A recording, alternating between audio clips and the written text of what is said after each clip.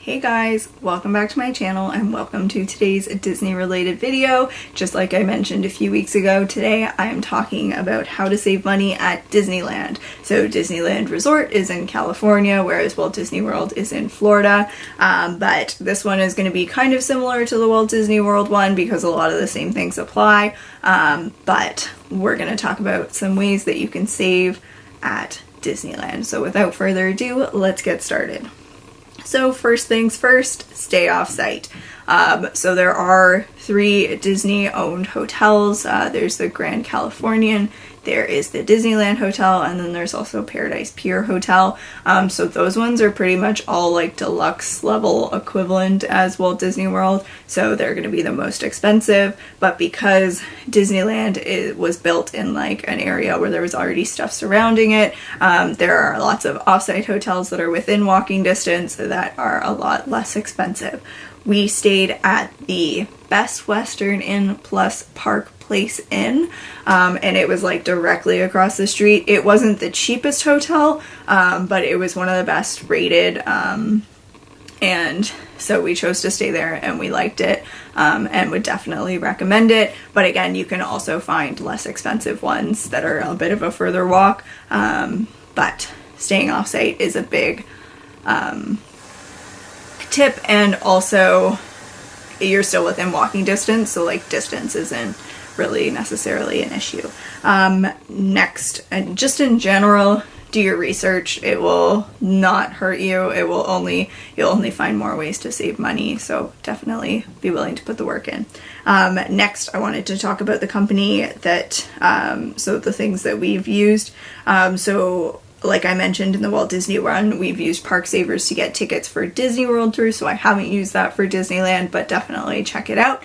And then the company that we used to book everything through, minus the tickets, was called Getaway Today, so we booked our hotel package through them. One thing to note is that when we booked it, like, we paid in full at that point, so it was a little bit different than staying in the hotel and then paying, but it was all taken care of, was less money, like, to spend at that time, which was kind of nice, even though I wasn't expecting it right away. And so that was easy. And then we also booked a shuttle through them, which was less expensive than getting a taxi. We used Carmel Shuttle, which I've spoken about before, but definitely check those out. Next is like ticket deals. So when we went, we're in Canada, so we got the Canadian residence ticket. I believe we did have to show our passport, but we had them on us anyways because we had just flown internationally. But we got like 25% off. I did look at Getaway Today and and Park Savers to see the ticket prices, and going through Disney ended up being less money, so that was why we went with that. We got a 3-day park hopper. I would say pay the premium or pay a little bit more to get the park hopper because the parks are so close together, that I think it's worth it. Whereas at Walt Disney World, like, you can do 1 park per day and you'd be fine. But I would suggest splurging on that. But just like at Walt Disney World, a 1-day ticket is going to be the most expensive. The more days you go, the cheaper it is per day. Sorry for the hammering. Not that I think that you're going to need like 10 days, but if you're planning on spending a lot of time in Disneyland Resort, check out annual passes to see if you can save any money.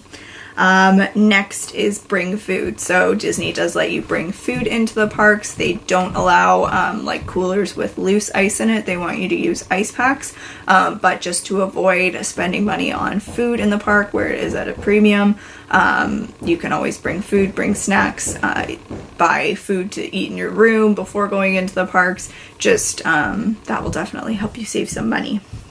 And then along those lines, share a meal or get a kid's meal. So portion sizes are large. Ethan and I have previously like bought a quick service meal and split that. Obviously, we probably wouldn't do that in a sit-down restaurant, but just for the table service, like, you can split a meal and save some money. Or if you just want a smaller portion size but want something just to yourself, get a kid's meal, because you can save quite a few bucks, especially when you add it all up. Next, if you have any affiliations, make sure to use them. So anything like CAA, Annual Pass Holder, Disney Vacation Club, make sure to use those discounts. Anything like CAA, make sure to check if they have any deals on like tickets or anything like that. Any packages before you go or before you book or anything like that. And like I mentioned in the last video, you can also purchase gift cards. So places like Target, if you have the like red card that you get 5% discount, you can get discounts on Disney gift cards so you can save money, or if you have a cashback credit card or something like that, that you can save on, you're getting more for your money, and then you can consolidate all the cards onto one up to a total of $500 and use that gift card for like your room, Disney rooms, like not anywhere that's not Disney, but you can use that on food, on merchandise, anything like that. So this video was a lot quicker, just because again, a lot of it applies to Walt Disney World as well. So if you missed that video, I will put a link up there for you, and I will be back in a few weeks talking about some ways to save money in Aulani. If you liked this video, give it a thumbs up. If there's any like Disney planning videos that you want to see, that's probably coming up, but if there's anything you want to see, let me know in the comments below. If you have any questions, I will get back to you.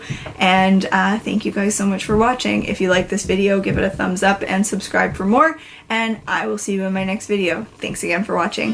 Bye.